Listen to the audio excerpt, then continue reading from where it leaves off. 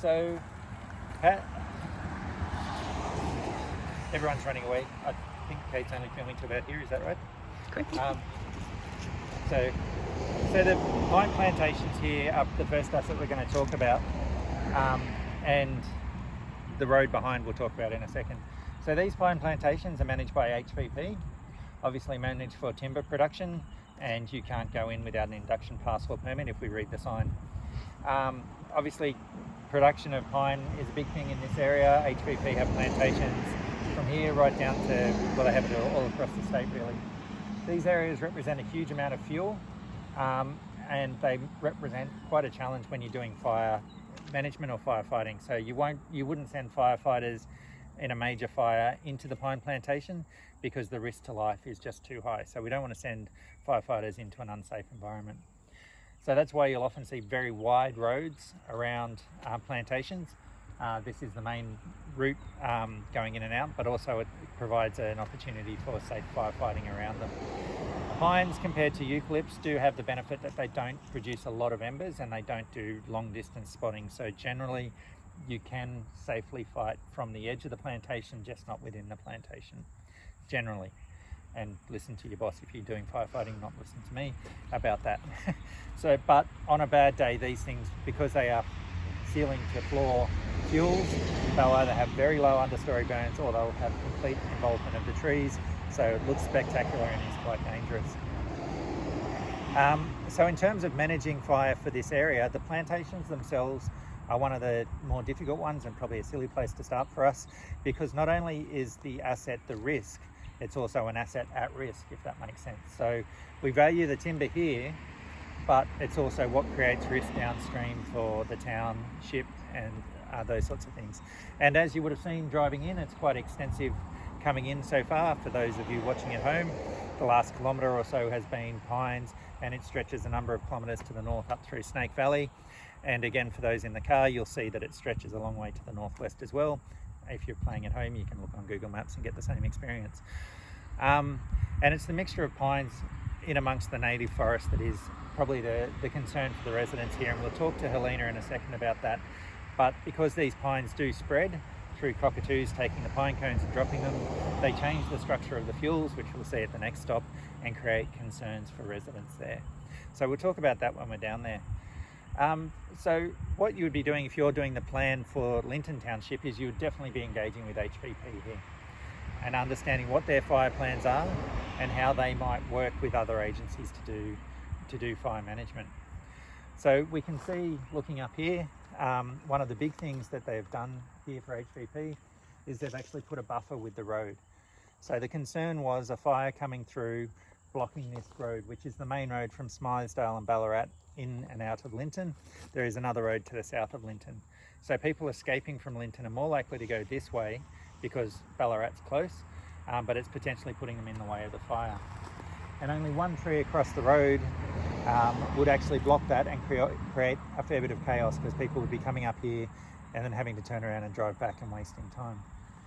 Anyone see any problems with the buffer that we have here? There's a roadside strip as well. Absolutely. So the plantations have done the right thing. They own up to the edge of these trees up here. So they've cleared an area on the side so that they can manage fire and try and stop it. But the winds and the heat from the fire could still just as easily knock down these trees here. But these trees aren't managed by HVP, they're managed by the council or Parks Vic. I'm not sure who has it here. So Vic Roads maybe. And possibly Vic Roads and possibly someone else. So roads become a major issue. Transport Victoria, maybe. Yeah. So these trees are probably still represent quite a significant risk, even though the plantation companies have done the best they can. But it does provide a means of accessing for firefighting vehicles. If you flick around and look down the other way, these things require maintenance. We've got an invasion there of a weed, which hopefully is, I can't really make out exactly what that is. But those weeds there are quite significant. So coming into the fire season, in your fire plan, you would be recommending that this gets maintained, because now not only does that block vehicles getting through, it actually creates a wick for the fire to move across should it not already be spotting across, or that grass burning, and it creates a dangerous area for people to be working. So you wouldn't want people within about 10, 15 metres of that, just because of the heat coming off that area. It would burn relatively quickly, but it's just a hassle you don't need if you're dealing with a fire that you want to respond to quickly. And as you can see behind you and down there, people are also dumping rubbish in this area, which creates another challenge as well. Can anyone think of what those challenges might be from rubbish there? Access. Access, yep. Anything else? Fuels. Fuels, yep, absolutely. People tend to dump some petrols and oils and things like that, which could go up quite nicely. Any other issues? What else do people dump quite frequently because they don't want to pay for the tip?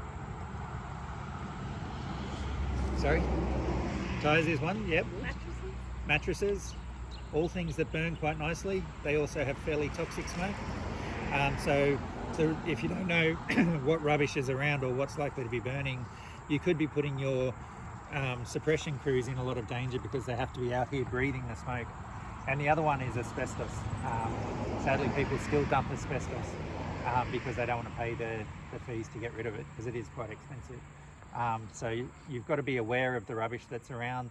And so in terms of firefighter safety, it might actually be a rubbish management approach that you're taking or thinking about when you go through these things. And of course, all those other issues you talked about access as well. So if you've got people coming through here in smoky conditions, they want to be confident that that road's clear as we move through. So there's lots of different challenges there. Any questions about all that so far? Nope. Seems easy, right? One asset, one management strategy. So we might turn around to the road. Well, you don't have to turn around, it's right behind me, you've just driven on it. But Kate's moving around. So this road here, we talked about it being the main road into Ballarat, which is one of the largest townships this way, and then moving off to the south towards Skipton and beyond.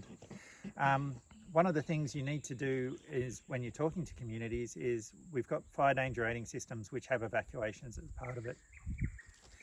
I'll try not to flick too much between the two systems. The new fire danger rating system is out, so we should talk about that. Under a day of catastrophic weather, which relates largely to a day of catastrophic weather under the old system, you're encouraged to leave if you're in a high-risk area. To me, Linton is a high-risk area, and you would be encouraging people to leave. Does anyone want to have a guess at what proportion of the population leave based on weather warnings alone? 5%. Lower. 1%. Higher. 2%. 2%. So even in the years after Black Saturday, where it was fresh in people's mind, 2% of people left under weather warnings. Where do you think most people leave? What do they use as a trigger to leave? And they can see fire. Yep, when they can see the flames. That's when most people leave. So you've got a situation where you're trying to tell people to get out early so that it's safe, and yet most people are saying, no, we'll be right. Oh, there's flames, I've got to go. If you're down in that township down there and you start to leave when there's flames, there's a very good chance that your exit to the south, well, to the southwest or the southeast, and this exit to the north already has flames adjacent to the road. It has smoke on the road. You've also potentially got fire trucks coming in, or emergency services coming in, which you don't want to be in the way of as well. So the chance of an accident under those conditions are very high. So part of your bushfire management plan would actually be about educating the public, working with getting the CFA and DELP to talk about the access egress issues, the fact this could get blocked up. I mean, if you've got someone down there who's got a caravan or a horse float that they really feel that absolutely has to leave with them, they're not going to be travelling at the same speed as you if you're in your car going, holy smoke, I've got to get out of here, and racing out of here. So you're going to have a bit of anger and angst if people are leaving at the last minute as well for those slower vehicles. So it's not particularly hilly going this way, but there's some bigger hills that way which do slow people down. So you want people to be thinking about getting out of here. The other thing that you'd be thinking about are those people that are that need special attention. So you could be thinking about old people who don't drive, people who may, for whatever reason,